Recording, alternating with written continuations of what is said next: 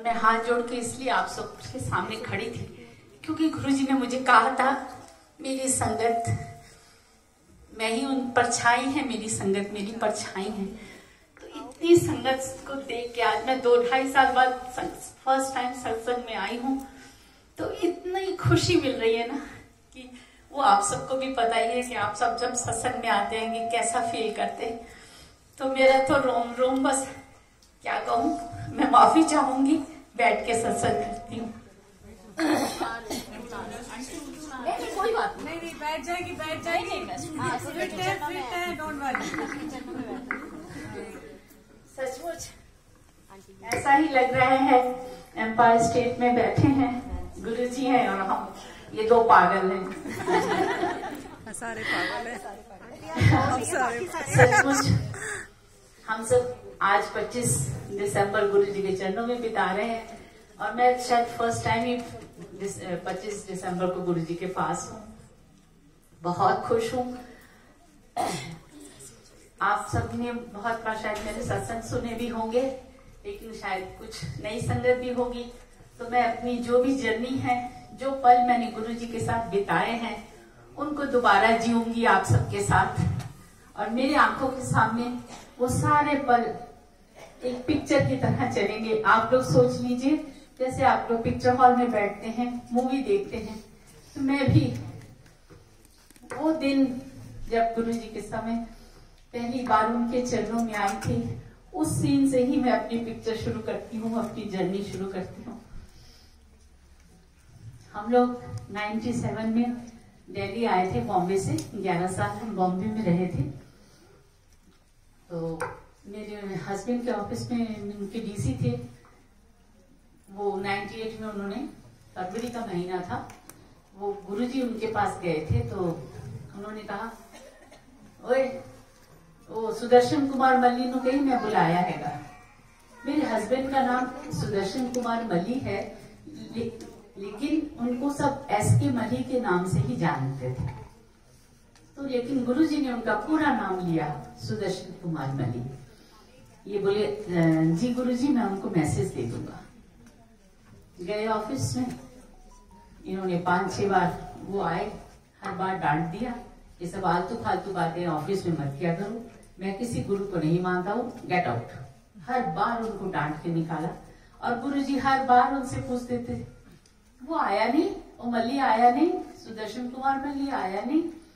वो बेचारे क्या कहेंगे कि इतनी बदतमीजी से वो जवाब देते हैं, लेकिन वो हमेशा कहते थे, जी गुरुजी मैसेज भेज दिया है मैंने, वो जरूर आएंगे।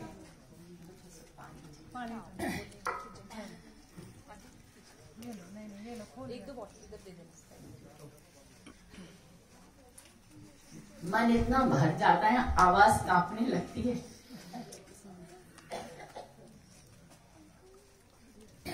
बस बुलावा था तो जाना ही था हमको। एक दिन ये आए और मैंने कहा आज कपड़े वगैरह नहीं बदल रहे, कहीं जाना है?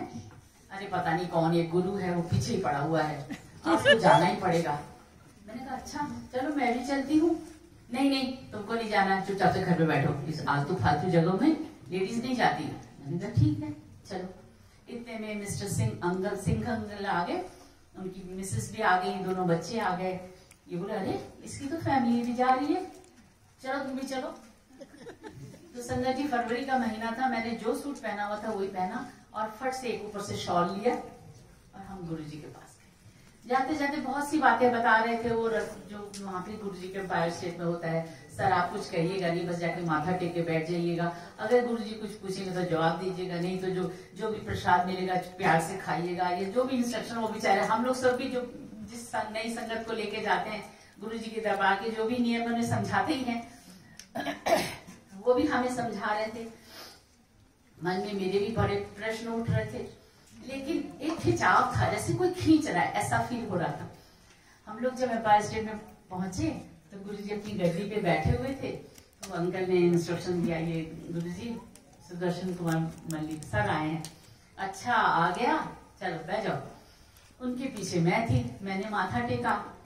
हाँ तुम लोग तो आना नहीं चाहते थे, मैंने तो जबरदस्ती बुलाया है।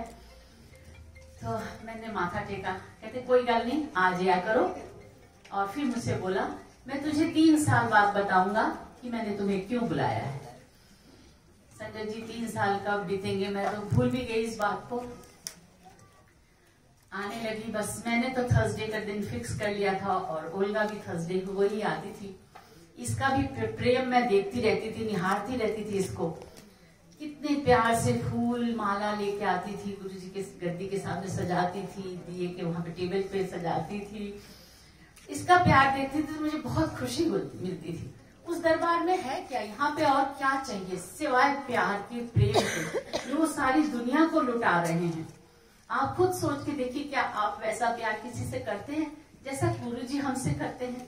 चाहे हम कितने भी बुरे हैं, कैसे भी हैं, लेकिन गुरुजी ने तो कभी हमसे नफरत नहीं की। सबकी पुकार सुनते हैं, हर वक्त सबके साथ खड़े होते हैं।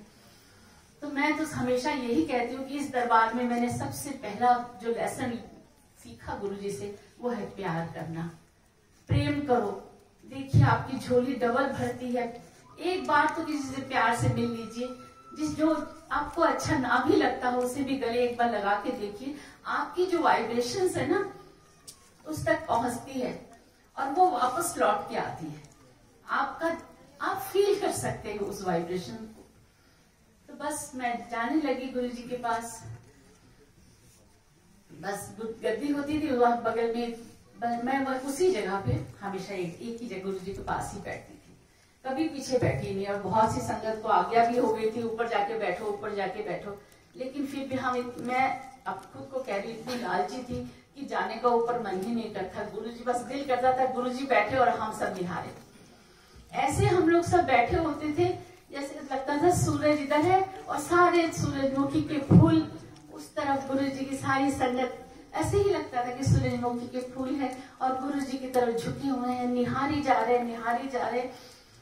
संगत जी पलक झपकने का भी दिल नहीं करता था। आप सब तो देख रहे हैं गुरुजी के स्वरूप को, तो ये हाल है। तो आप सोचिए हमारी क्या अवस्था होगी उस समय, हमारे मन की हालत क्या होती थी। कभी कभी तो दिल करता था उठ के जाए और जब भी डाल दें कस के गुरुजी को, जब इतना प्यार उमड़ता था उनको देख के। और मैं ऐसी पागल थी कि मेरे आंसू रुकते नहीं थे। देख वहां जब भी जाती थी बस रोती रहती थी, रुमाल से आंखें पोंछती थी। मेरी बेटी भी कहती थी, मम्मी क्या है, जब भी आते हो बस रोते रहते हो। सारी संगत सोचती आपको बहुत दुख है, बड़ी परेशानियां हैं। मैंने कहा नहीं बेटा, ये दुख और परेशानी के आंसू नहीं है, मुझे कोई तकलीफ है ही नहीं। और बस गुरुजी के प्रेम में जब ये मन पूरा डूब जाता है तो हिचकोले खाने लगता है और ये आंखें बरसने लगती है।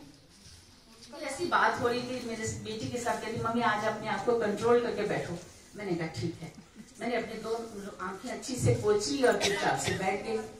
तो मैंने अपनी बेटी को देखा तो उसकी दोनों आंखों से आंसू गिर रहे थे। मतलब तेरे को कौन सा दुख है, तू क्यों रो रही है? कहती मम्मी पता नहीं, अभी तो अचानक पानी, आंखों से पानी निकल रहा है। मैंने कहा गुरुजी ने तेरे को दिखा दिया। जो अभी मम्मी को कह रही थी ना, तो तेरे को दिखा दिया गुरुजी। बस मेरी इतनी सी बात हुई तो गुरुजी ने मुझे इशारे से अपने पास बुला लिया। संजय जी, मैं जो कुछ भी आज कह रही हूँ, ये मली आंटी इसमें कुछ नहीं है, मैं कुछ नहीं हूँ, सिवाय गुरुजी के गुणगान के, उनकी कृपा के। उनका ही ये सब गुणगान है, उनकी ही महिमा है। ये मत समझिएगा कि मली आंटी क्या कौन सी खुदा हो गई, नहीं।